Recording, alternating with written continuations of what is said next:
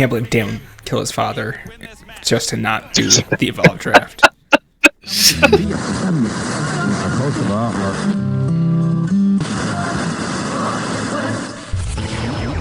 are now tuned in to your number one radio station. Radio.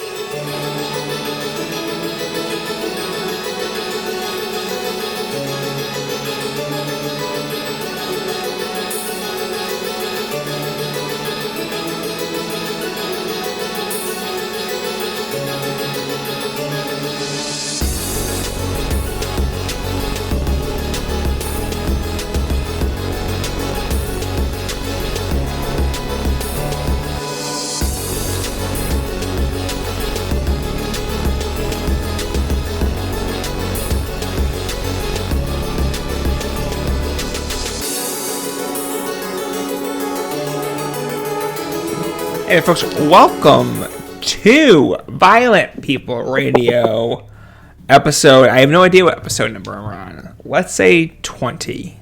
Is it 20? It's either 20 or 21. Either 20 or 21. I am one of your hosts, Sam. With me per usual is Chris. Chris, how you doing? I'm doing great. How are you? I'm ready to finish this Evolve draft. We've been really geared up for it, so I cannot wait to see what everyone's cards look like. And with us again, Pat. Pat, how you doing? I'm doing all right. How are you guys? Doing super. And Dan has made a personal decision that he could not make it here. No. He had things come up on his end, so he will not be on this episode, but the gracious Cole joins us. Cole, how you doing? I'm doing good. All right, folks. Before we kind of get started here, anyone have any fun hot dog related takes in your arsenal? I don't, but I do have a special announcement on behalf of Dan, who, as stated, he wants the Evolve draft to die. He doesn't like us anymore. But he did want us all to announce to the world that, quote, Hank versus Iceman was ass, and Dylan Hales should be sent to The Hague for invoking Damus versus Mad Dog when hyping it up. And so, just like with Chris Benoit, after this, we will no longer be mentioning the name of Dan. And now we can go on and do what we do best, which is entertain you. R.I.P. R.I.P. Anyone doing anything for the month of October as far as like spooky stuff going on? Does anyone partake in horror movie watching, in Halloween decorations? What's been some fun watches for your season there, Chris?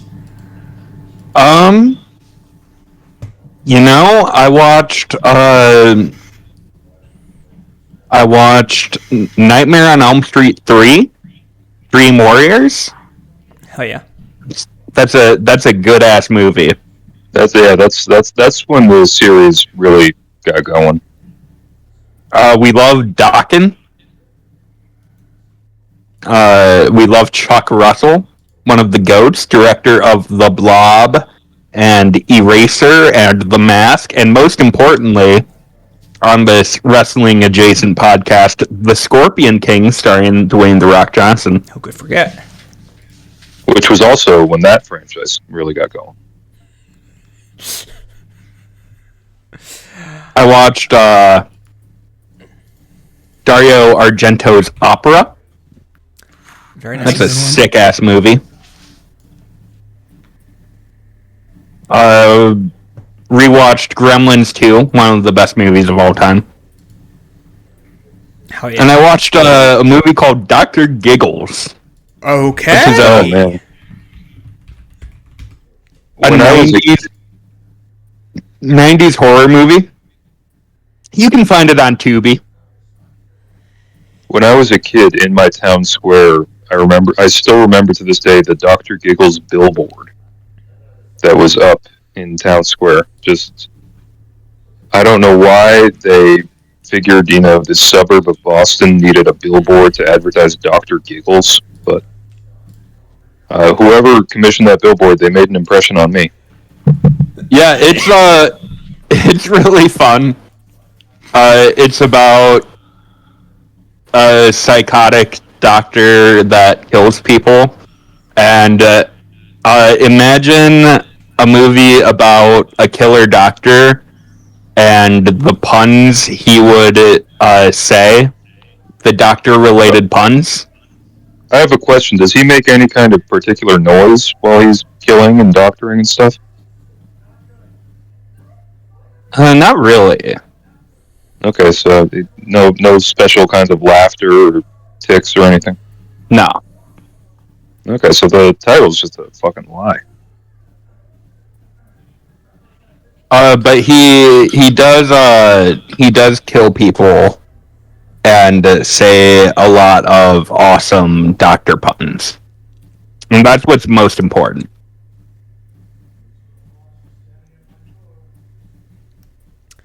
Nice. I love it. Cole, you're a movie watcher. You said, hey, why don't we just talk about our favorite movies instead of wrestling tonight? Do you partake in the spooky season? Oh yeah. No, I've been showing my sister all the Friday the 13th movies because she's never seen them, and I have the box set. Hell So yeah. we've just been trucking through those. What is your favorite? My favorite's 4. It's like either 4 or 6, but I usually go with 4 because I really like Crispin Glover in it with his freaky little performance and his horrible dance. Okay. Which one is the one with the grown-up Tommy Shepard? That's 6. Yeah, the 6 is where he's like the fake Jason. No, that's 5 is the fake Jason. Okay. 6 is the one where Jason comes I have back trouble to life. remembering them. Oh, okay. Yeah, I have trouble remembering them by number. That's completely fair. They're not the best movies, but I do like them a lot. And besides that, I've just been watching a lot of Scooby-Doo. Okay. Hell yeah. Love that. Love that. All right. Pat, have you been doing anything as far as the spooky season is concerned? Well, usually I don't live too far from Salem, so usually I go there. But apparently this year the crowds are really just disgusting. So I got to figure out what else I'll do to celebrate the great month of October. I don't know, watch a whole bunch of Abaddon matches or something. I don't know. There we go. There we go. I've been reading horror movie The Novel. It is quite good. It is quite good. Would recommend. My wife is going out of town in a couple of weeks, so I am getting a list of movies to catch up on then. So, excited for that. All right. I guess we can kind of get into it. Well, I was going to ask, did any of you guys see the second Beetlejuice? I have not. No, I haven't. Nope. I heard Okay, it was well, then, pretty okay. yeah, I wanted to complain about it, but if no one else has seen it, then it's fine. Yeah, unfortunately, I cannot help you with the airing of grievances on this one. As much as I'd I'll like just to. take it to the Discord. There we go. And that is a great point. Let's talk about some plugs here in the middle of the show. Go to violentpeople.co, where Dan, R.I.P., Chris, and myself have started the world's most dangerous retrospective, chronicling the career of Ken Shamrock, starting off first with his match against Don Fry in Pride from 2002. Dan also had a piece go up last week for a road report for his trip to AEW in Pittsburgh. So I have no idea what we have coming up this week. Expect Cora to have your recommended matches coming to you Friday. But other than that, the world is up in the air as far as like what's coming next. Did Ken Shamrock ever have any particularly spooky matches?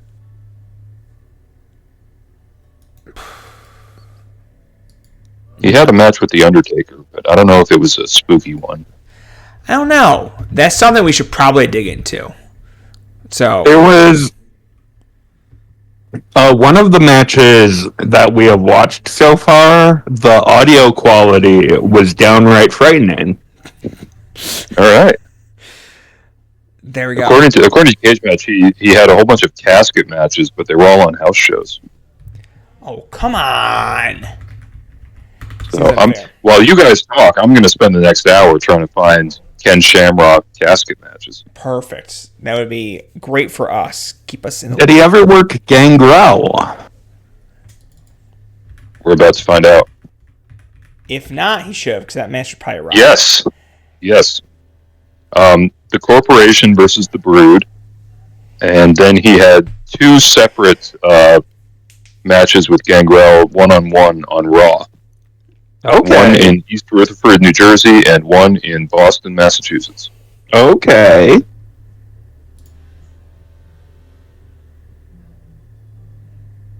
I think the total of these matches, the total time, is just over 11 minutes. Perfect. That's okay. That's probably more than I would have guessed. So Yeah, I mean, for Raw in 1999, a match going 5 minutes must have been the main event. Perfect. All right, add that to the list. We got to do this. All right. So that's fine, people, this week. And let's get into what we've been watching. Cole, you're our guest, so we'll start with you. You told me you have not been watching much wrestling, but you also have a larger gap of time between when you were on the show and when you were not. So, what have you been watching? Let me have a look. I mean, a lot of stuff that I watched I talked about on Q&T, so we kind of got scooped there, but I watched some Marigold. I watched some Marigold, if you guys want to talk about that. None of it was very good, but I watched it.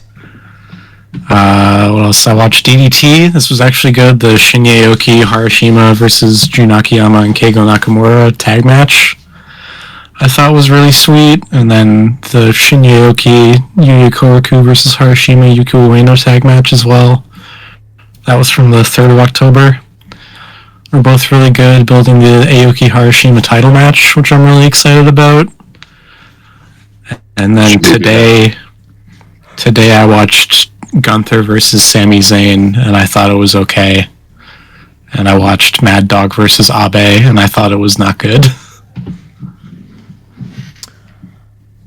Was it last week when we decided that we were just going to start shitting on Abe? We got was that a Dan editorial decision, or we got a whole segment dedicated to it later in the show. Okay.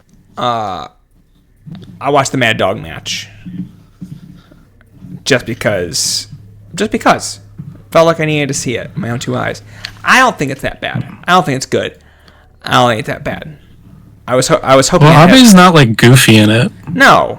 So that's what I was kind of expecting. I was expecting him to undermine anything, and he's not. He's just there's not a lot to it. Meh. I feel like Mad Dog is not good at making first impressions on crowds when he goes places. He kind of does just like the brawler thing, and unless people already know him and are kind of prepared to get excited for that, then he doesn't really switch up the act. Well, I thought the Manders dog collar match was pretty good. It's definitely like a lesser match of theirs, but I think that still has some heat to it. And felt like that one did mostly work for me. Did you happen to see that? No, I did not catch that one yet.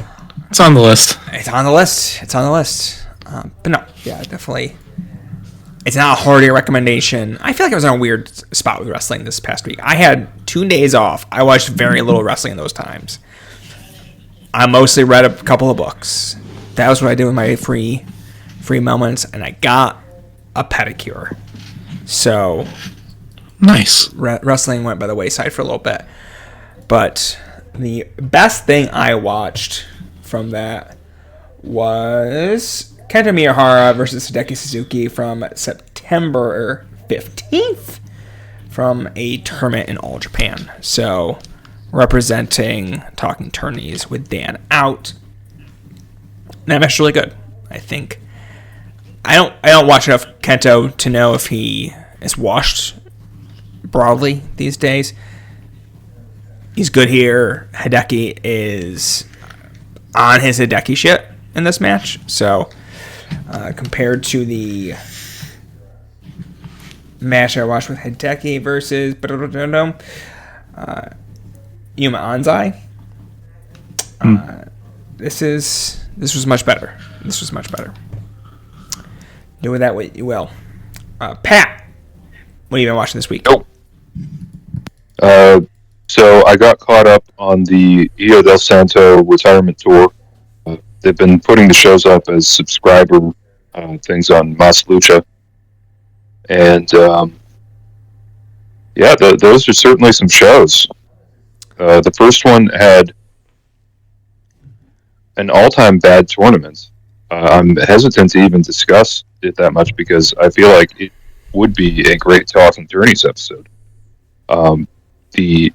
It came down to mask versus hair between I think it was Elio del Mascara Año 2000, who was who was a sub. It was supposed to be San Carlos Jr.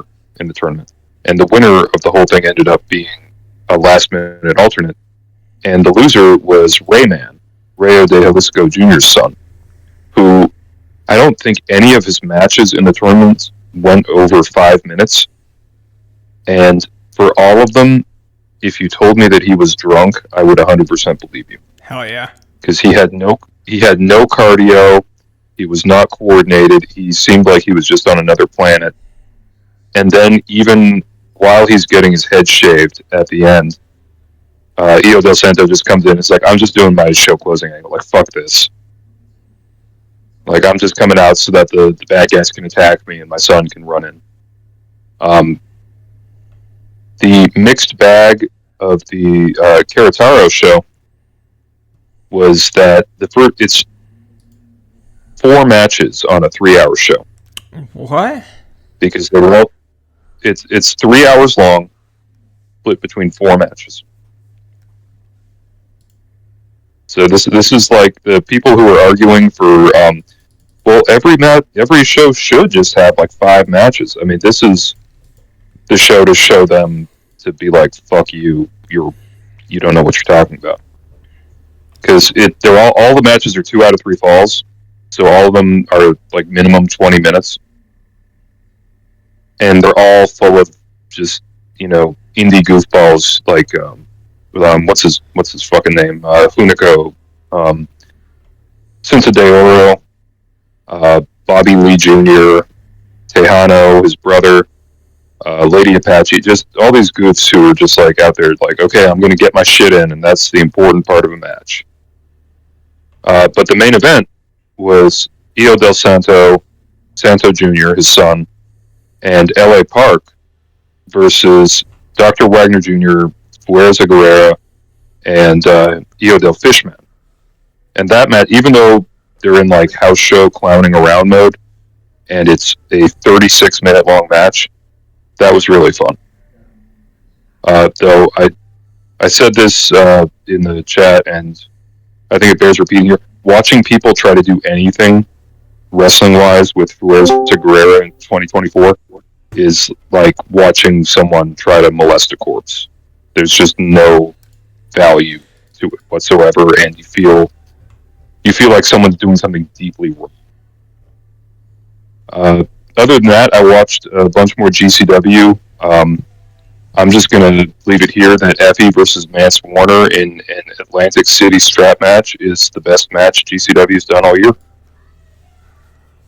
And I mean that totally unironically. I'm not going to watch that for a bevy of reasons, but I'm very glad we have someone. Well, it is. If you watch it, Mance Warner does use a power drill on Effie's head, so if you watch it, you are enabling homophobia. I'm just glad we have someone on the ground doing the work to make these discoveries for us. So at least we know. It's the kind of match where like 5 minutes into it, Effie gives Mance a fucking burning hammer into a door. Perfect. And you can see from the camera angle that Mance is just spiked direct. It's like a Misawa killing burning hammer. And beyond that, I mean, the nice thing about the match is these are two guys who trust each other, and you can tell that they had a backstage conversation like, do not push out when you're hitting me with a leather strap. So they really go for it, and they really sell that they are two, former dear friends who really want to hurt one another, because they are doing stuff that I think if they were in a match with like some maniac like John Wayne Murdoch, they'd be like, yeah, no, we're not doing that. I don't trust you not to kill me. And it was especially funny to go from that, because the next match is Abdullah Kobayashi versus Matt Tremont. And those two guys, they don't even try to pretend that they hate each other. They are just so clearly doing it for the joy and the fun of it, as much fun as you get from bleeding everywhere. But it is worth seeking that match out, because those things, what are they called, Kenzans? The little discs with the spikes? Yeah. They're doing the thing where they bonk those into each other's head. And Tremont swings and just like hits it just wrong so that it goes deep into Kobe. Like part of it is like not in his head at all, and the other part of it is like completely in. And so then the camera just lingers on it as we watch 2 minutes of Abdullah Kobayashi pulling it out of his own head. He looked like his brain might come out with it. So that's my recommendation of the week. An Abdullah Kobayashi thing from March. Hell yeah. Sick. You guys talk about how bad Tank versus Iceman was yet? No. Oh, Thanks. That match You want to elaborate? and Dylan Hales is a fraud. Even talking about Damus versus Mad Dog Conley, we talk about that shit match. I'm coming on. I'm outside. I'm coming on for that and tell you, Damus had a dog collar match that's on YouTube a few days ago versus Crater Jr. It also sucks. The finish is Damus gets hit with a Spanish fly through a board on the outside, and somehow he crawls in and wins by fucking count out. I love you guys. Bye. Bye, Dan. God. thank you, Dan. Thank you, the ghost of Dan.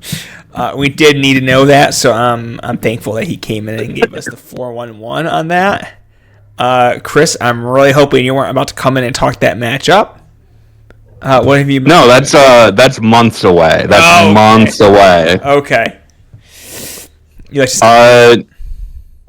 so I was just like, boy, I had a couple days off, and I was just like, let's see what these IWRG shows are all about that I've been putting off for so long.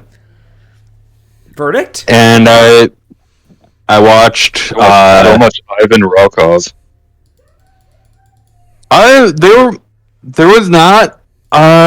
there were not Ivan Rokov matches on the shows I watched. So was that why they were good or why they were bad?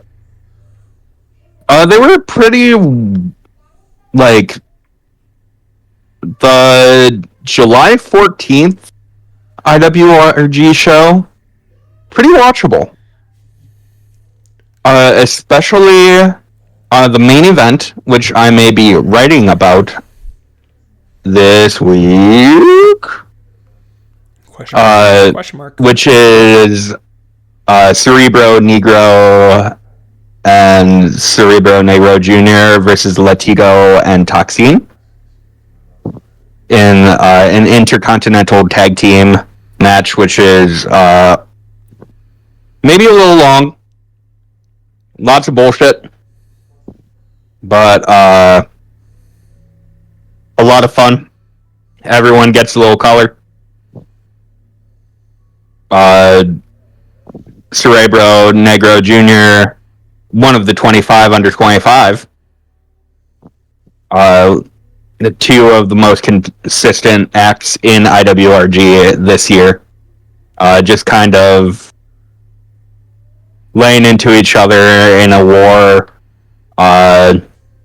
Lots of fun high spots, some good blood.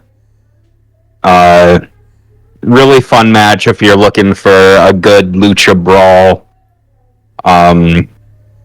Otherwise, I mean, yeah, it's just been like indie lucha shows in IWRG, and for the most part, it's like, can you find the match with Noisy Boy on it? Or can you find the match with Arez on it? That's the highlight of the show. You can skip the rest. What's your take on the King Phantom? The King Phantom is a promotion that books a lot of wrestlers that I like. And they tend to book them all in like three-way tags that end up being just fine. Maximum is kind of my take on the King Phantom. I think that's as accurate a take as ever is going to exist. So we've all been watching some good wrestling, it sounds like, this past week. Just fun stuff all around. No bad words to be said. Yeah, I'm saving... I can say some bad words if you want. You're going to have to beep them, though. Oh, okay. I'm saving JCW talk until... until Dan is... Until, yeah, we gotta... The Army. I gotta have my fellow expert on for JCW. All right. Oh, you've been watching JCW? I have not been watching JCW. Well, yeah, nobody's perfect. Oh my goodness. All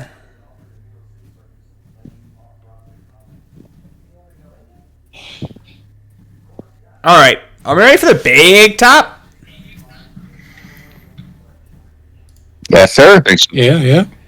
The question is, are the listeners ready?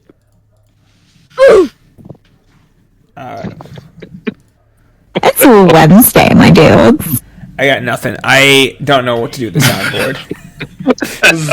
Play that funky music, white boy. So, I'm just like, there's too many. I'm in too many Discord servers. Plan. There we go. There we go. Aurora Borealis. There we go. Perfect. All right. Our big top this week, Pat brought to the floor here, and we're going to activate on that. He suggested we do a player haters ball of sorts of wrestlers everyone seems to love, but we don't get it. So, Pat, you're the one that came up with the topic. I'm going to give you the floor first. Lead by example here. I'm just gonna. I mean, can I say a country? You can. Please do. Well, no, I feel completely divorced from Japanese wrestling fandom these days. Like, I know that there are still wrestlers there that I like, but I have no enthusiasm to find out what's going on with New Japan or Noah or All Japan or even the stuff that should be up my alley, like Big Japan, aka Big Japan Pro Wrestling, and Freedoms at DDT. I've just kind of totally zoned out on everything to do with it. And the downside of that is that's, I want to say, Japanese women's wrestling is about 95% of what our Discord talks about. So, you know, I feel like I'm missing the party on that one, but I also, I just can't fucking give a shit about Stardom or Marigold or Sendai Girls or Marvelous or Diana or Gaia or wherever. Well, when you get to the GCW Japan tour, you'll. I've watched 2/3 of that already. Okay. And you're not converted? Yeah. Well, it It's different. it was disappointing for a number of reasons, not really related to me not caring about Stardom. All right, that's fair. That's fair. I will say, Great Sasuke versus Maki Ito was like such a nothing match that I just, she was injured, so they couldn't really do anything. But it was just, I was looking forward to like, what are these two fucking dumbasses gonna do? And it turns out not much. I do want to watch Mance Warner versus Takayuki Ueki because Takayuki Ueki, for anyone who's not familiar, because they liked watching good wrestling and stuff like that, he does a bit where he pulls a gun out and holds everyone else in the ring up, like a hostage. And the bit is that he always he makes his opponent lie down on the mat. Then he climbs to the top rope while still pointing the gun at them, saying like, I'm going to do like a top rope, like a high flying splash or something at gunpoint. And then when he climbs to the top rope, he immediately slips and falls. That's a really, really good bit. That is like, that for me is like S tier pro wrestling nonsense. I don't want to watch a 45-minute Sonata match. I want to watch a guy with a visible gun in his singlet. Yeah, that's sick. I love that. Cole, as our guest, I will let you go next. You can pick a country, apparently, or promotion. I guess a big one for like people in the Discord. So like, I don't get Mystico at all. I get that he's like a big star and stuff, but I've like tried his big singles matches and shit, and I just don't get it. He's just like, he's just there. He's just a guy. He does his like 4 moves or whatever, and people are like, "But you don't get it. Like he's so over. He's like a superhero." And it's like, yeah, I guess. There's just nothing there for me with Mystico. And I was talking about it in the Discord earlier, but like with all the new Gunther stuff over the past year or two that people are like losing their minds over, and it just feels like they're freaking out because it's happening in WWE. Like, I don't know, I got caught on to Walter early in my fandom. One of my first matches I watched of him was like versus Fred Yehi in Evolve for like the Progress Atlas title or whatever. So I've been watching him do like dynamic like sicko stuff for a long time, and then now that he does it, but it's like an arm work match with Randy Orton, people are like, "Whoa, holy shit, man, I've never seen this before." Oh man. And it's not even like he's bad, but it's just like he was good like 5 years ago. You can go back and watch it. He was way more interesting. That's very real. He needs to be fat again. He does. He literally does. He lost all his aura. He needs to be like a Vader type. He can, and he could be too. It's just Yeah, but as when I say Vader type, I mean he needs to be another. He needs to be that kind of big bear-shaped human. Oh yeah, he needs to have an eating disorder. That silhouette needs to change. Well, no, having an eating disorder is how you get the WWE super toned body. He needs to go back to he needs to go back to eating Black Forest cake and stuff like that. There we go.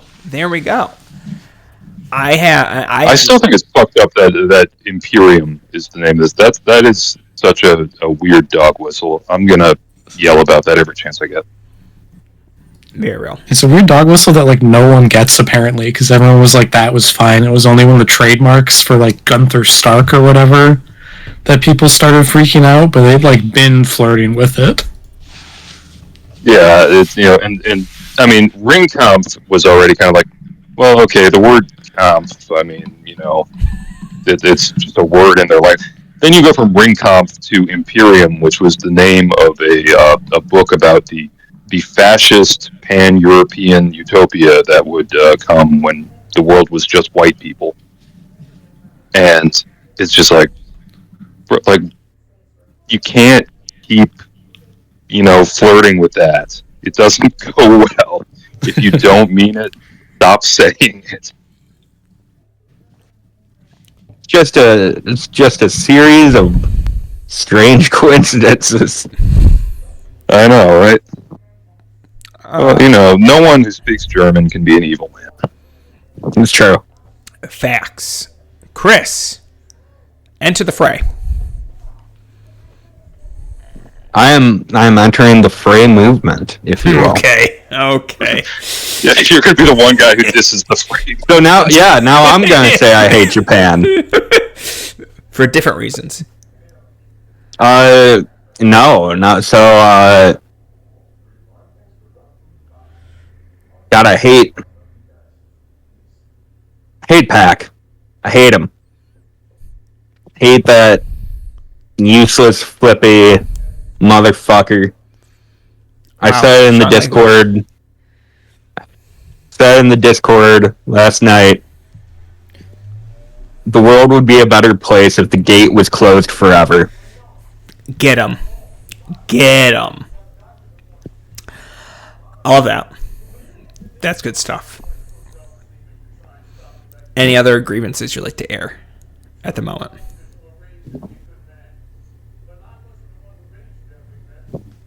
John Cena reclamation has gone too far. Okay, in the other direction. Go. It's gone too far in the other direction. I'm with you.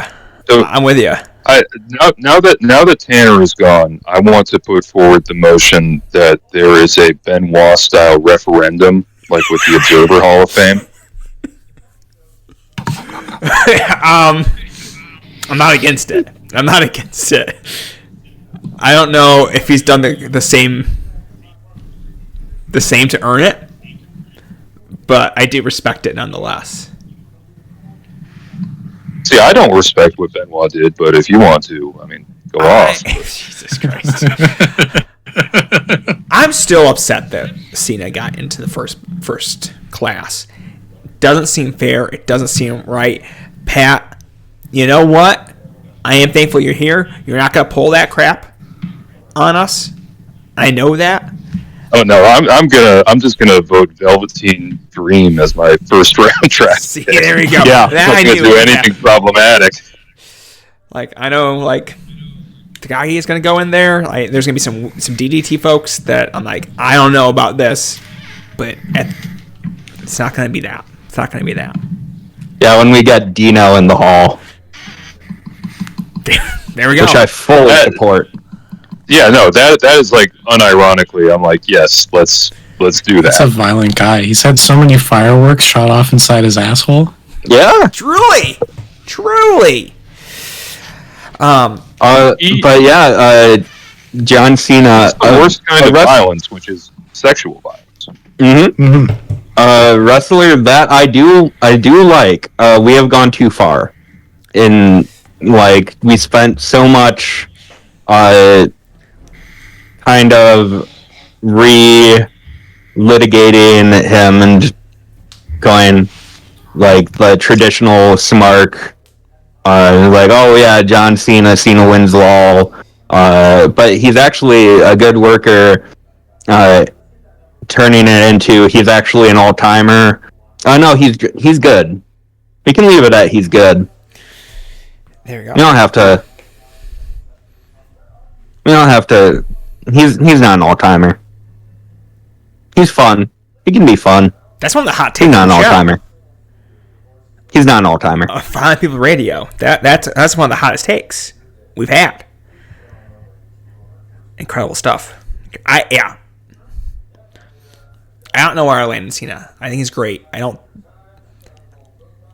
think there's a gap there with where I'm at and where a lot of his supporters are at.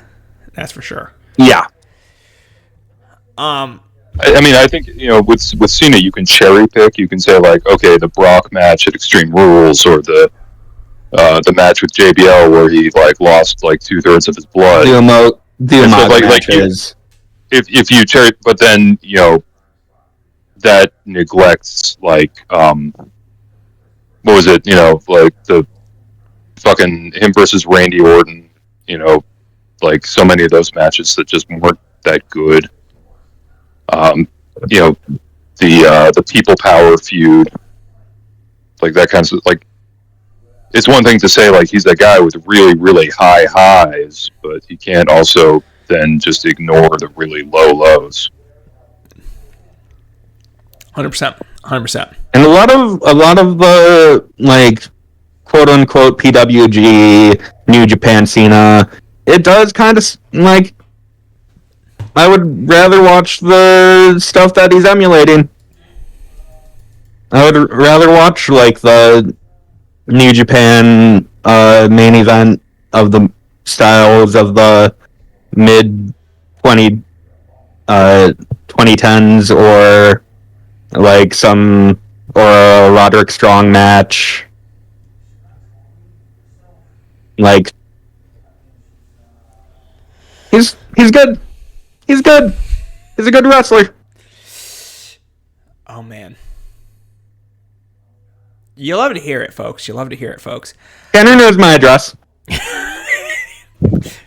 But as we know, he will not send you anything there. Yeah. That'd be a bridge too far. I think anyone that watches modern WWE is a worse person than I am. They have less moral integrity than I do, first and foremost. Also, couldn't imagine trying to watch that stuff. Like, we're talking about, like, oh, these Gunther matches are good. They're really great. Like, but I'm also like, why are we watching this, folks? Who could care? Well, when you really enjoyed like a Walter match in like 2018 or whatever, I bet you were thinking to yourself, if only Wade Barrett was talking over this. Yes. If only there was 1,000 cuts in the match. If only Wade Barrett was talking over it. Well, the production is better now.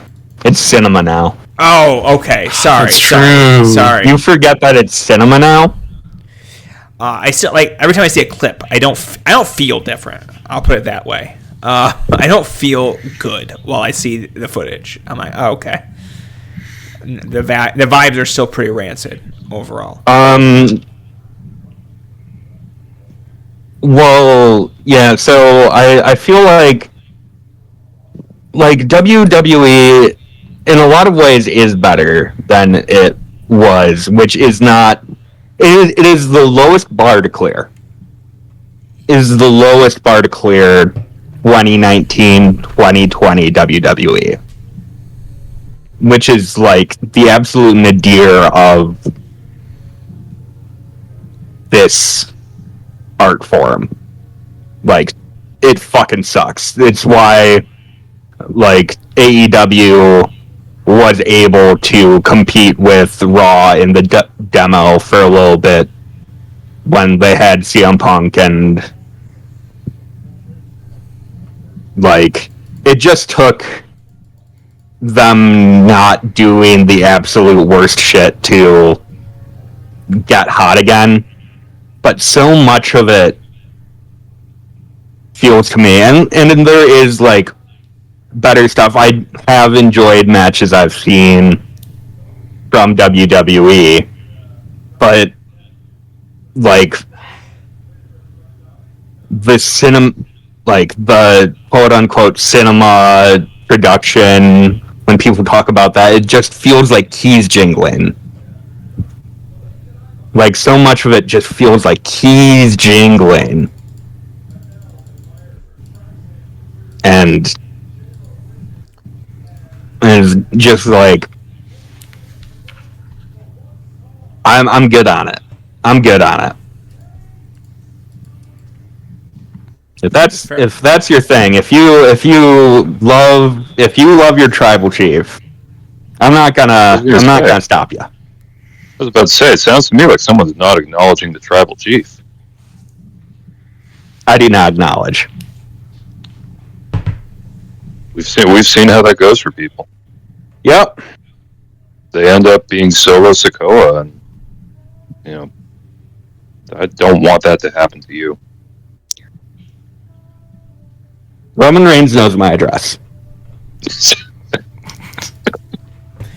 He's so sick of like, this is Joe NOI. You've been talking shit about me. Faithless fool. Yes. When your time on Earth is done, enjoy nothing. Well, the sickest thing Roman Reigns ever did in his career.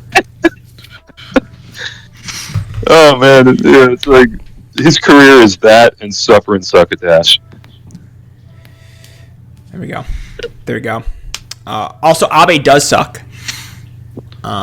He's not good. I think I just turned the full corner of, I don't respect him as a professional wrestler anymore. Same goes for Sawa. They are two sides of the same coin, so I don't feel like I need to say that. But yes, both of them, not good. But we all still like Mike Bailey, right? Oh yeah, absolutely. I my favorite wrestler. I need to see more of him. He needs to work more places. They just need to give him more time. Okay, settle down. Yeah, every indie show should be 5 matches, and they should all have Mike Bailey in them. And then the whole show can be commentated by Vita Scott too. Ooh yeah. Oh man, that's. Have Man, it. if you think our audio is fucking bad, listen to her on commentary. Can she be doing commentary with the OG Kevin Gill, please? Oh, please. We need the I want. double V's, Vita and Vampiro. Oh yes. As long as he's not retired from that building. When he retires from a building, is it only as? I think it's only as a worker? wrestler. Okay, so he can do I commentary. mean, he's never not going to be a worker, but as a wrestler, Yeah. It's true. He's. I mean, I saw in a thing that I haven't, because this stuff isn't going to be airing anywhere. But apparently, at Heroes Immortalis, the latest big AAA show, he implied that oh well, maybe I won't retire after all, so I can fight alongside Latin Lover. And I'm just like, if they do that, that will be the funniest fucking thing.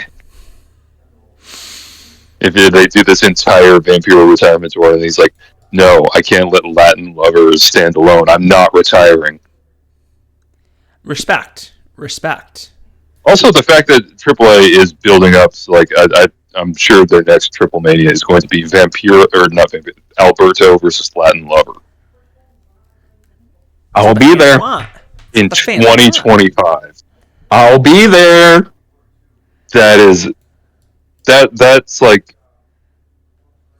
God, I mean, I cannot imagine hating a wrestler as much as AAA hates their audience. Jesus. Anyone have any other wrestlers, countries, promotions? Now I have to think about it. Yeah, because it's like a lot of the stuff that I really don't like. I'm also like, okay, there's no one out there. It's not like I'm the lone voice saying like, you know what, I don't like Alec Price. Sure. Yeah, But, like for our audience, it's not like we're going to be reinventing the wheel saying, man, I fucking hate MJF. Yeah. No, he would be the one where, it's like, okay, now we're going to troll him and put him in the Hall of Fame instead of John Cena. Yeah, That's the referendum. Do we replace John Cena in the Hall of Fame with MJF? I support it. I have no sense of what the general consensus is on anything right now. Because the Discord feels like it has a unique voice, but I can't tell if that's straight malarkey or not. In Twitter, we're having conversations. We're starting dialogues. Truly. True. And they're all about how good Aja Kong is and how Daniel Bryan should beat someone in 3 minutes or less. I love the Discord, but for whatever reason this week, I just really want to make fun of the Discord. Well, let's talk about why Will Ospreay is bad then, because we've never done that before. You know what we need to have a conversation about Dave Meltzer's star rating. We need to have a conversation. We gotta talk about Dave. We need to talk about how Kyle Fletcher on Dynamite just had a better match than like any 1994 All Japan thing, according to Dave. And we need to talk about his influence on cage match ratings. Well, I love talking about cage match ratings. I love talking about how much I hate cage match ratings. Folks, just to be upfront, you cannot make fun of cage match ratings. Like, there is no purpose. The only reason you talk about cage match ratings is to make fun of the reviews, because the reviews are funny. But just the ratings alone, it means nothing. Yeah, the ratings is the content. Unless you're talking about like less match ratings than like wrestler ratings, where you're seeing like a wrestler from the 80s is under the Natalia line or under the Masada line. What's the Masada line? Which are the Masada line. Let me check his current rating. Well, he just Masada is rated 8.45 on Cage Match. Wow. Okay. So does he get a bump for setting his own face on fire, or? I mean, it's kind of crazy because like Cage Match hates a lot of deathmatch wrestlers. Yeah. Well, Masada's a shooter. That's the thing. It's like they have some respect for that. That's the thing. Like I've been rating all the GCW matches as I've been watching them, and it's like even among the cage match inmates, it's like all of these matches are like topping out like a 6 consensus rating. Yeah. Like even the people who are like, well, I didn't like this match at all. I can only in good conscience give it 3.25 stars. Like even they're not going crazy. They're like, okay, I'm not going to give this thing a 7 on Cage Match. Let's get to a 6. That'd be insane. Oh man. Okay. So I'm trying to think if there's any other things I hate that other people like. Ricky Shane Page has a 7.61 on Cage Match. Oh my god. We can't do this, folks. We can't do this. We can't just look at cage match ratings and react. I might have an aneurysm. Ricochet Page. Verdict on Ricochet Page. Everyone love him? Everyone hate him? Let's ask the Discord. Anyone have thoughts on Ricochet Page? We can't. I mean, we don't have Dan to talk Ricochet Page and how good he is. Yeah, his biggest offender. Someone gave him the show. Someone gave him a 10. Well, that's Dan. You know that first and foremost. Well, yeah. I fucking found Dan's thing. I also like in 2021, someone whose username is Ass5. Okay. Said Ricky Shane Page has been consistently proving he's one of the best wrestlers in the world since like 2016. End review.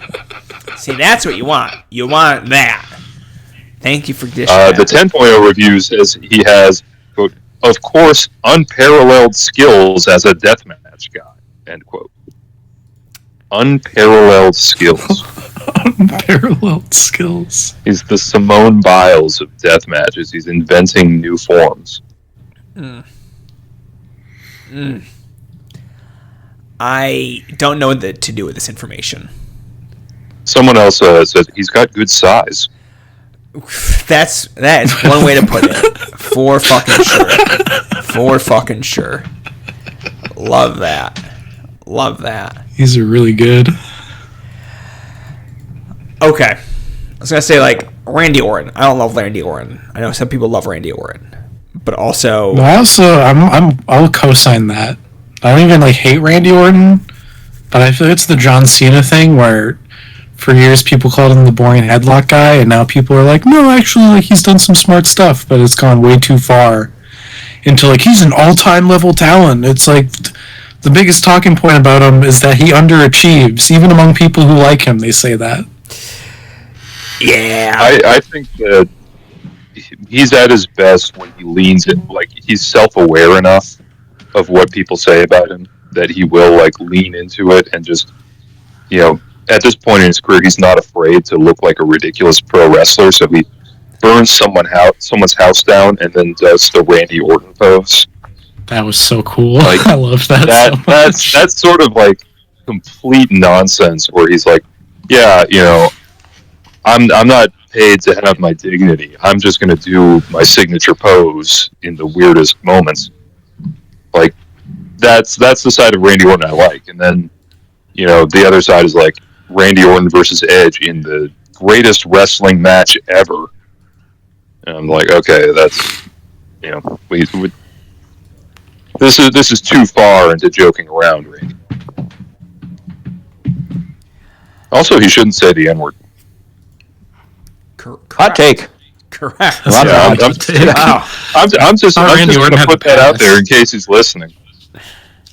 In case he comes on the Violent People Twitch, can't do that. Jesus. I cannot keep up with our Discord. I think I can say that's fair. I mean, there's too many people typing in there every single day. They love it. They love it. I don't know what the consensus is in any given wrestler topic. So I don't know who they love, who they hate. They love Aja Kong. They hate Saraya. Yeah. Of course. That feels... Those are the two extremes. You will not see anyone get as much love as like Aja Kong does, and you will not see anyone get as much hate as Saraya does. So every other wrestler fits between those two somewhere. Cool. I love it. Perfect. We got people saying they do not fuck with Ricky Shane Page in there. I asked them. But Ollie and Marilyn are on record saying they do not like RSP. We got some internet tough guys here tonight. I'm on record as the yes. Yeah. Just want that to be clear.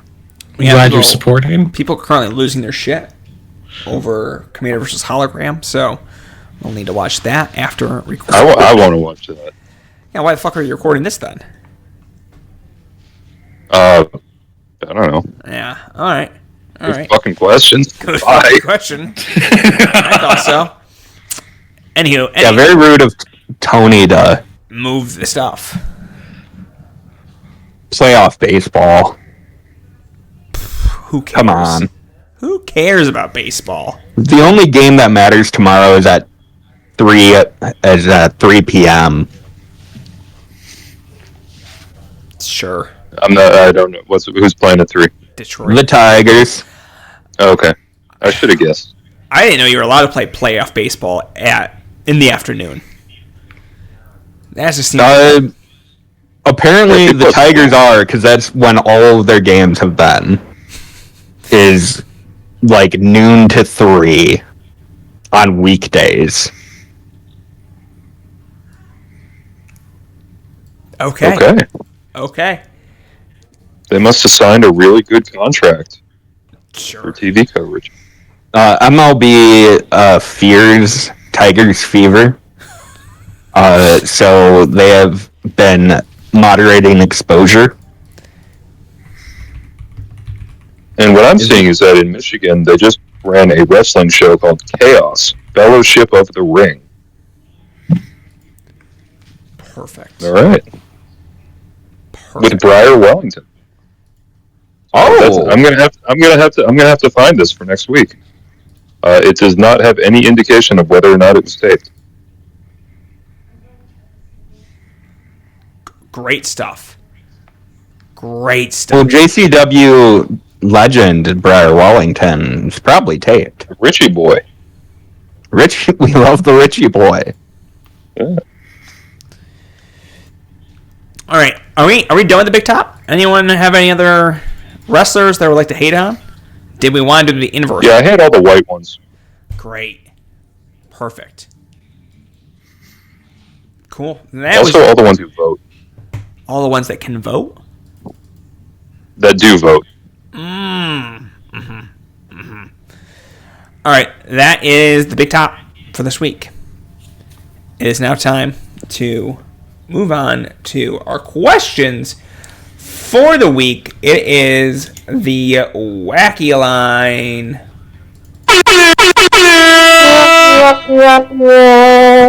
Perfect. All right. I was bracing myself for like more Simpsons soundboard schizophrenia. So sorry to disappoint. Jesus Christ. Okay. That got me good. Wow. Oh, that shocked me. Yeah. No, wait. No one's ready for Kiss. No one's ever ready for Kiss. Oh, man. Do they play that in every Tigers game? Yeah, they play. They're there. Perfect. Okay. Paul Stanley is there. Well, he should be. He should be. I mean, what else is he fucking doing? Exactly. Paul Stanley and Gene Simmons have a restaurant. They own a restaurant that is... It's actually a chain. They seem to mostly be located at casinos and in the state of Florida. Well, we'll see about that second one. Called Rock and Brews, and they have a location at Potawatomi Hotel and Casino in Milwaukee. One day I will make a pilgrimage there and see how it is. See how that Kiss food is. It's gonna be the next Violent People Road Report, everyone. Here we Yeah, I mean, it's related to WCW. I love your. Well, you'll just have to find a way to like see a wrestling match along the way. Yeah, I'll watch an IWRG show on my phone while I'm eating. You'll be sitting in the Kiss restaurant watching like Toxin versus Noisy Boy. Giving it 3.5. Or watching like a Mayflowers, one of the wrestlers with Kiss makeup.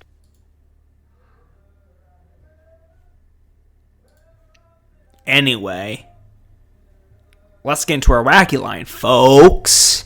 Time for the first set of questions from Eamon.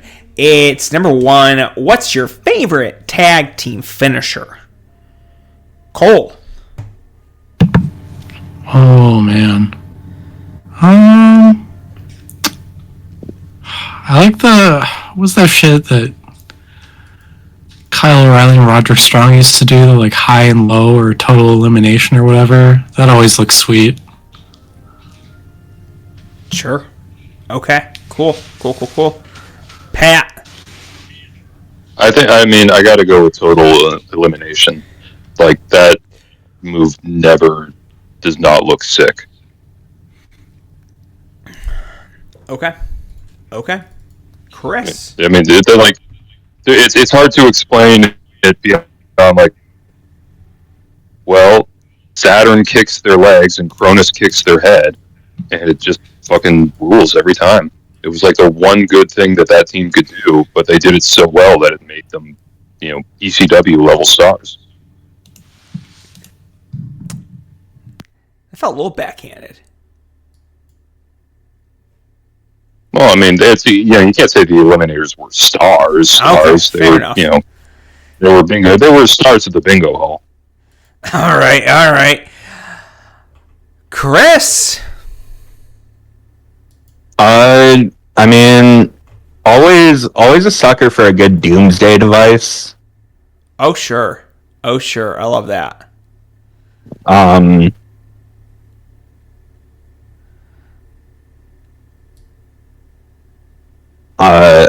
As a child growing up in the Attitude Era, all the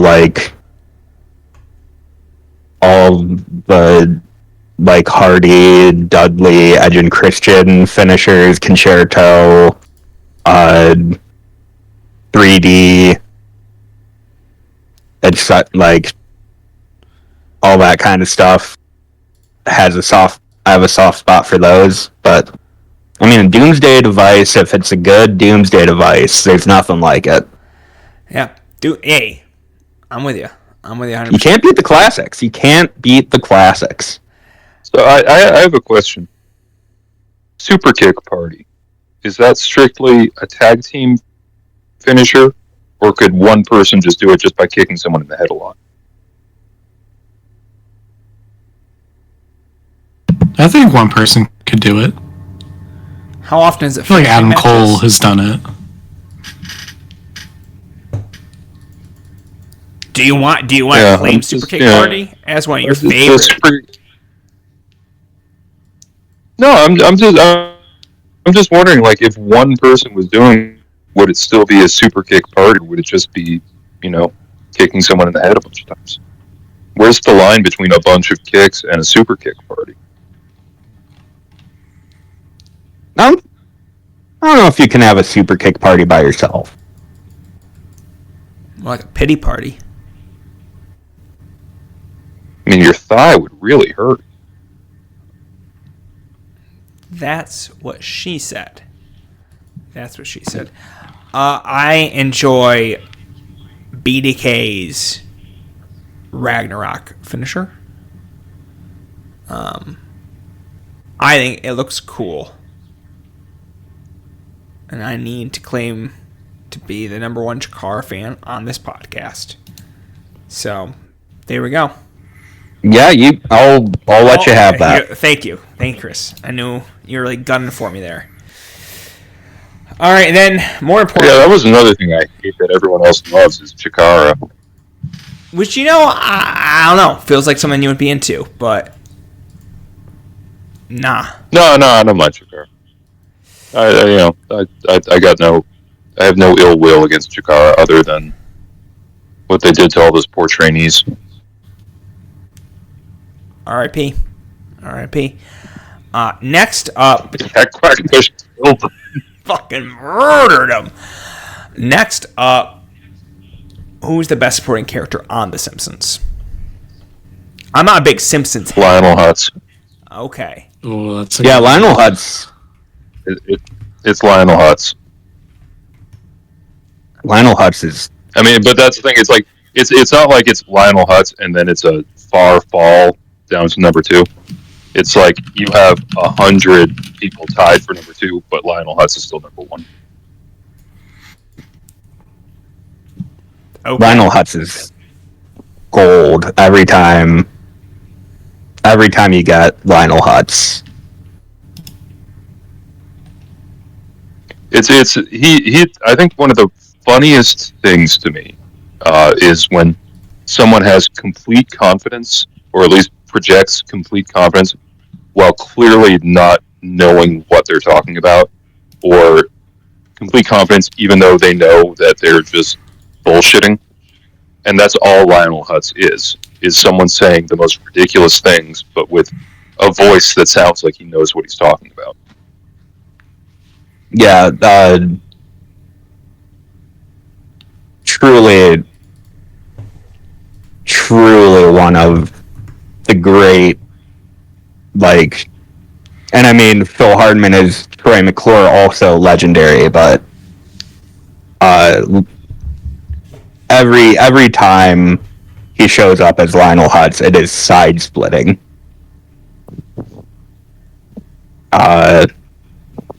But yeah, as far as like runners-up go, Moleman, they eventually, like, as it goes on, they kind of oversaturate the Moleman market, but like when they, like, Golden Age, when they use them sparingly. Remember when he died? Yeah. His car just goes off a cliff and explodes.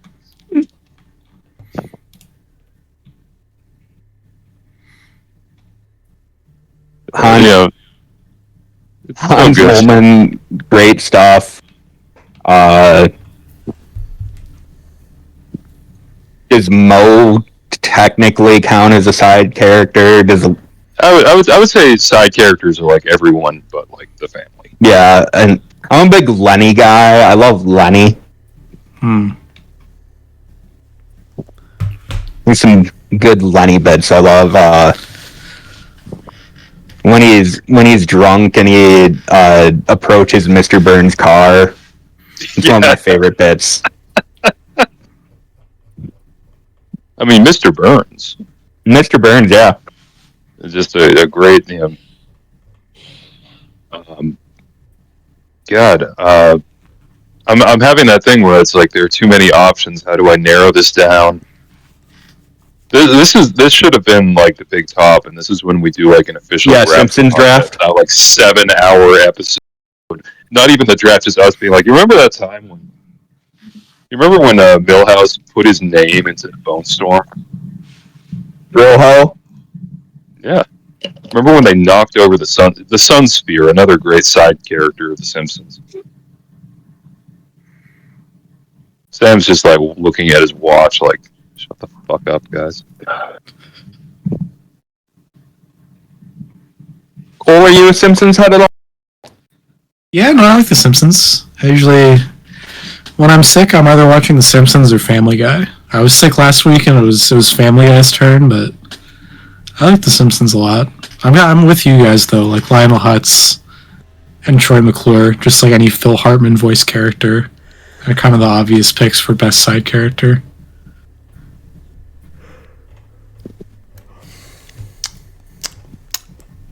Our first Patreon special, The Simpsons Draft. Get ready for it. That will be on the $15 a month tier. So, beautiful. Looking forward to it. Pay up. All right, next question. Scrolling. And still scroll. Well, Koro has a bad question. In the sense that it's either trivia or asking us to do research for him. He asks, were there dogs of war an actual WWE stable or a figment of my imagination? I'm going to say they were real. I think we should just do it by vote. Do we want them to be real or do we want them to be a figment? And yeah, so like that was. So what was the team again? And Ziggler. Yeah, it was Drew, it was Dolph, and it was Braun Strowman. It sounds fake, which makes me believe this team had at least a 1 month run. In like a couple months, they were like a anti-Shield. In 2018, they were like an anti-Shield unit, but they were not Sword, which was like Drew, Ziggler, and Baron Corbin or something. You're just making shit up off the top of your head, aren't you? No, I'm serious. I was watching WWE at the time because I didn't know better. So was I. I was at least like watching a little bit, but you're a big fan. The fact that WWE had an anti-Shield faction named Sword. Wait, like, I mean, isn't that what you just said? Yeah, that's what I just said. They had a thing called Sword, and that just makes me like. They need to push up. There needs to be like a group that's against them both called Gun.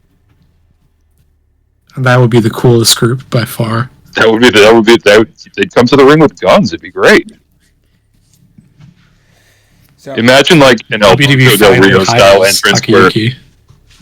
Yeah, no, but instead of like coming out with like the car and everything, they come out with like just machine guns full of blanks and are firing them into the air. That's what they're doing with Shelley and Sabin. They're gun. Oh, fine. They're not the motor machine guns. They're just gun.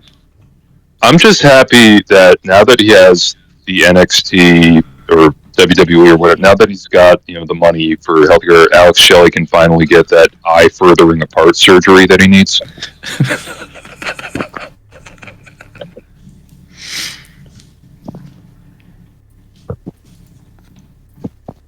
And anyway, so to answer your question, we don't know. I'm pretty sure they were real. Pretty sure they were real. Anyway, next question here. Scrolling. Nicole Erlin asks, what's your favorite shonen arc? Bleach Soul Society. All right, Easy. There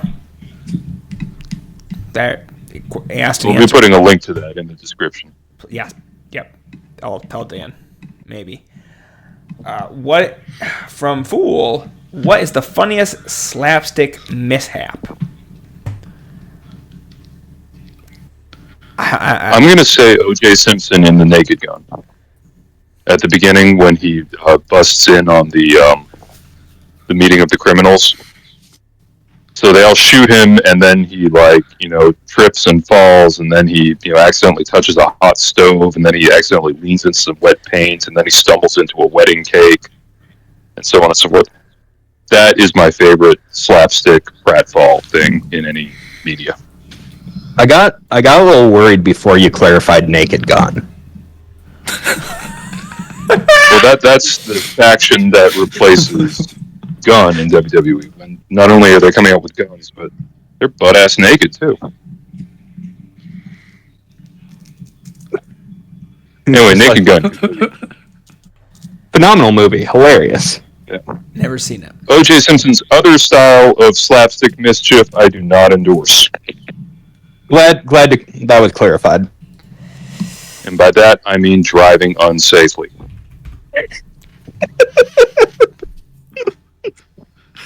Thank you. Anyone else want to answer this question, or should we move on?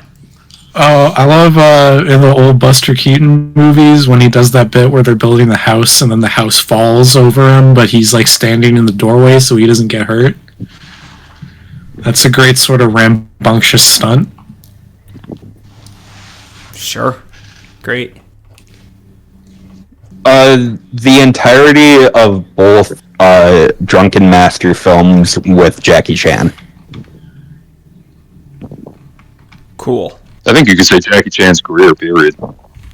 It's nothing but highlights. I mean, he does have duds, unfortunately.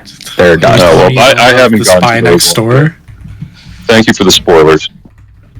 Yeah, sorry to spoil that. Of his hundreds of films, there are bad ones. Maybe it's just because of my taste in things. I only like to watch things that are good. It's true. Me, the guy who talks about XPW every fucking episode. XPW and GCW. Me, the guy who ironically praised Effie versus Mance Warner, gave it a 9 rating on Cage Match. I bet that match is actually good. No, it is sick. It's not a Jackie Chan level of sick, though. I mean, Drunken Master and Drunken Master 2, two of the best action movies ever. And lots of great slapstick. The final fight of Drunken Master 2, one of the best. Just that's the one where he powers up by drinking the industrial solvent. Yes. That is fucking sick.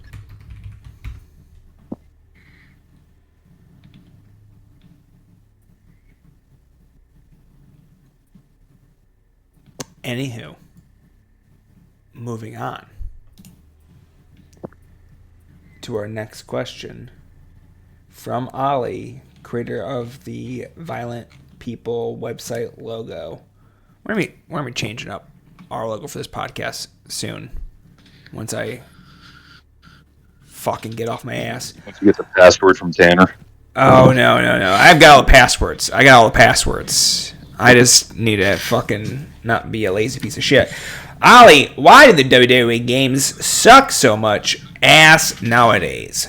Do they have nobody on the team who's ever played or understood a good wrestling game before? I would like to also throw in AEW game, not hot shakes. So there's not a lot of good professional wrestling games, period, these days. At least in the more traditional I've been space. trying out the new WWE game. How's and it I going? feel like they've got a lot of stuff to do. They've got a lot of people. I've been trying out the My Faction thing, and my little weird faction has both Ken Shamrock and Vader. So on that level, unqualified success. But the actual like wrestling part of the game often is slower than I'd like. And the AEW game had very fast paced. The actual like wrestling playing part of it was fun. It's just that there was no depth to anything because the game was made by like Kenny Omega in his garage or something. If they could take the gameplay of AEW and give it the depth and the scope of features and tons of people that a WWE game has, that would be a really good game in my opinion. But it would also that game would be SmackDown 2 for PlayStation 1. But the AEW game had a battle royal. It had a battle royal, and then once you played it once, the game would just delete itself off your hard drive because you've done everything.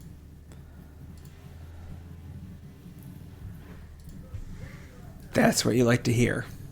That's what you like to hear. I will say, AEW game, exploding barbed wire matches. WWE, they're pussies. Got him. In the AEW game, I could have Jade Cargill beat up CM Punk. Can't do that in WWE.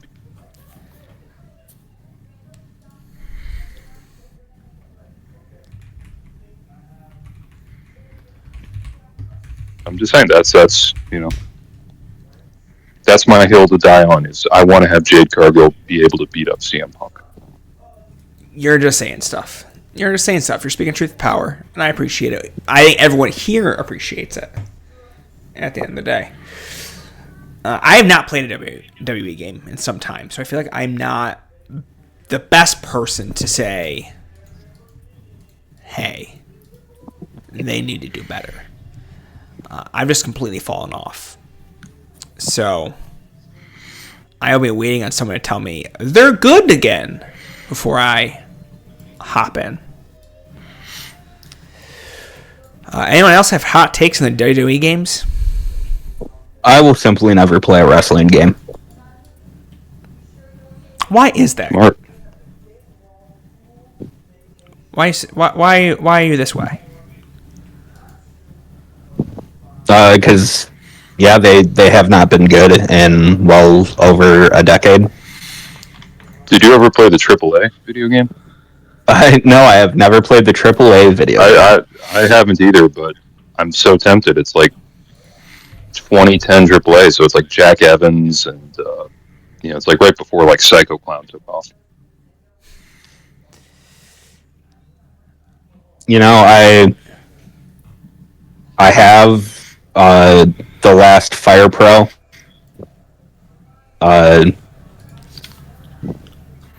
It's a Fire Pro game. Dang, ain't that the truth, Ain't that the truth?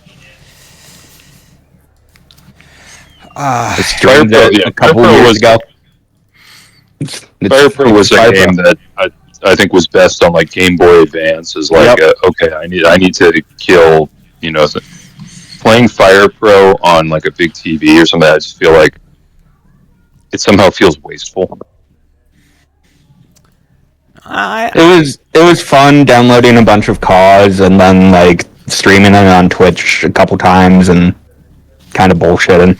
But no, I loved when I took Fire Pro Returns home.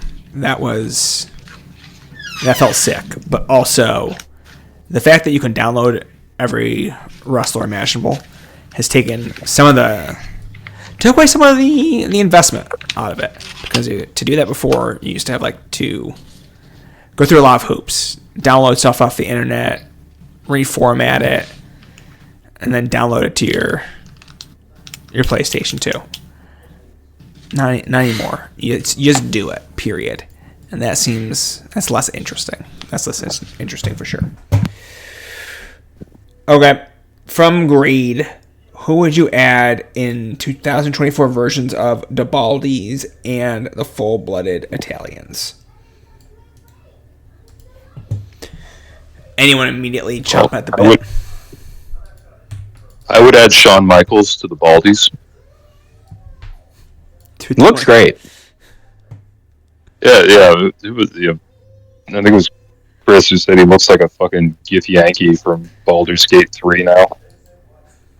Yeah, and then on Twitter, I just fully compared him to, instead of a Gith Yankee, Withers. Yeah, actually, that is a better comparison. But who would I add to the full-blooded Italians? I would add Brianna Ruggiero, a.k.a. Brinley Reese. Oh, gotta have Brinley in there. Do you?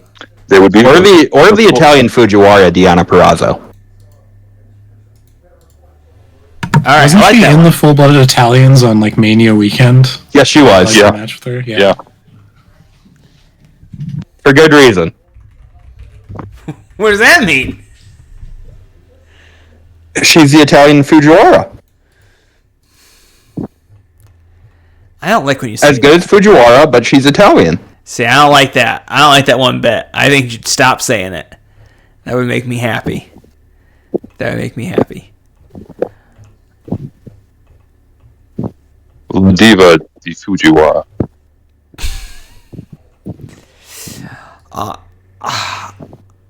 I don't feel like any wrestler gives off like great FBI vibes these days. We just named Okay, two. so well, then you need to do it like Tracy Smothers style and pick who would be funniest. But like Tracy's cool. So like I just don't Would know if you anyone's cool enough to be in the FBI.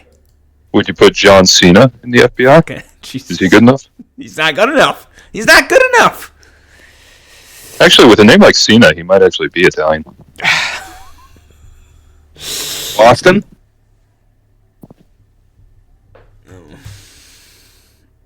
What if we put Homicide in the full-blooded Italians? What if? What if? What if? Dan, what are we doing here? What are we doing here? I'm home now, man. I'm home. What's going on? We're talking about who you guys would ready? add to the FBI. You guys ready to start recording? Welcome be to about- Fire It's People the balls, Radio. right? Baby. All right, round 3-1. Let's go. Wait, you didn't just have Cole draft for me? No! No. We respect the process too much. Oh my god. I thought that was the plan. I'm not going to be here next week, so we're not going to finish it. Next week, you get it. I might have full draft for you. Okay. Okay. Dan, who would you put in the FBI and the Baldies? Oh my god, this is a big question. Take all the time you need. All the time I need? Okay. All the time. I'm trying We to got think. another hour to kill. Do we have another hour? Are there any Italian wrestlers anymore? No. Well, that makes it difficult, I'm not gonna lie. Someone's typing so loudly. I think it's cool. Sorry, I forgot Is that to a mute bit? my mic. No, it's just my keyboard's really loud. Hey, man. Oh, Stop my making God. fun of him. He's our guest. He filled in for you. I had no idea who it was. I don't know. I mean, just put in Little Guido and He's already in it! A little Guido. Tony Momolo. What? No, wait. Are you putting little Guido in the Baldies? Yes. Oh, my God. Okay. The Baldies is Little Guido, Tony Momolo, and Jason Kincaid. Are you And going to the FBI is You got to name them all. whoever's in chaos. That's what I got. Did anyone have any good answers to that question? Deanna Yeah, Perrazzo. you'll find out when you're editing this. I'm excited. Yeah, because when I edit it, I'm known for listening to every part of it. Yeah. Yeah. No. Wink, wink. Yeah. They won't even hear that typing. That'll be edited out. Yeah. It's not going to be funny when you bring it up. I've decided that Sal Renaro should be part of the Baldies. Is he bald? Yes. Currently, yes. It's very thin, if not bald. He could make the move. The thing is, anyone can be bald. I'm in True. the Baldies now. Congratulations. I guess I did. I have seen Salinaro like this. I forgot about that. He can mean the Baldies. You see, it's a little swerve there because you're thinking Ronaldo. That's going to be in the FBI. No, sir.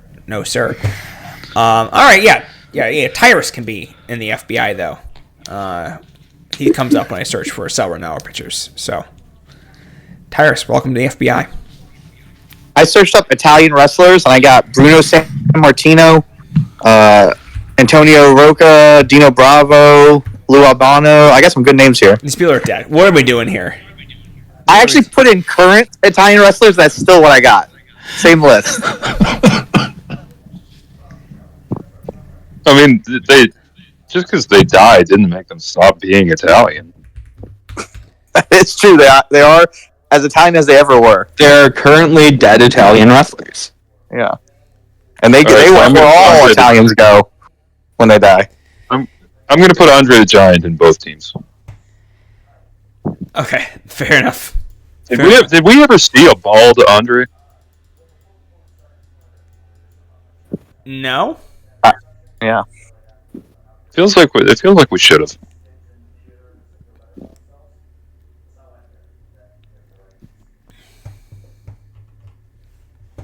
Well, good night, everyone.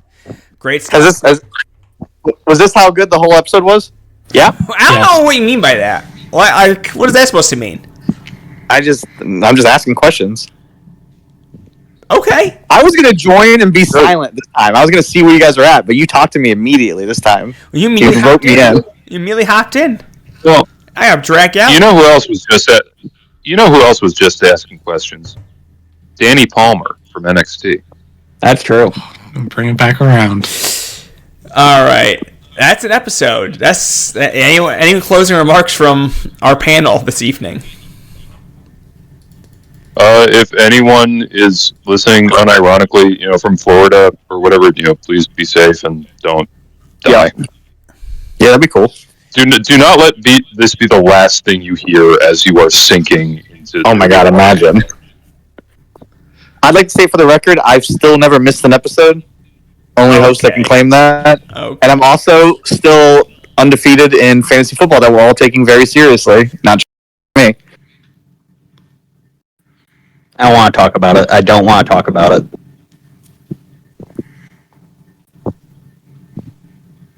All right, so we'll see you all next week for the Christmas episode.